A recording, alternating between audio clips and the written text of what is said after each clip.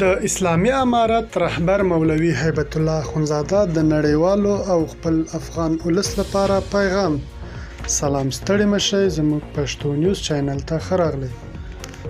د اسلامي امارت رهبر مولوي هیبت الله اخندزاده د کوچني اختر د رارسېدو په مناسبت په خپور شوي پیغام کې د مبارکۍ ترڅنګ د عمومي بښنې په فرمان د عملي کولو او ګاونډیو هیوادونو نړیوالې ټولنې سره د نیکو اړیکو په ساتلو ټینګار کړی دی. د اسلامي امارت رهبر همداراز ډاډ ورکړی چې افغانستان به هیڅ هیواد ته ګواښ جوړ نه کړي.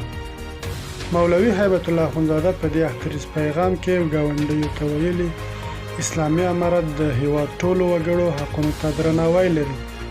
د ښوونې او روزنې بهیر په پیاوړتیا کې ګامونه پورته کړي او د اسلامي ارزښتونو په چوکاټ کې د بیان له ازادۍ ملاتړ کوي. د اسلامي امارت رهبر له خلکو غوښتلي چې د خپل هیواد په ابادۍ کې ونډه واخلي. مننه چې له موږ سره وئ. که زموږ ویډیو مو خوښ شوي، زموږ چینل در سره سبسکرایب کړئ.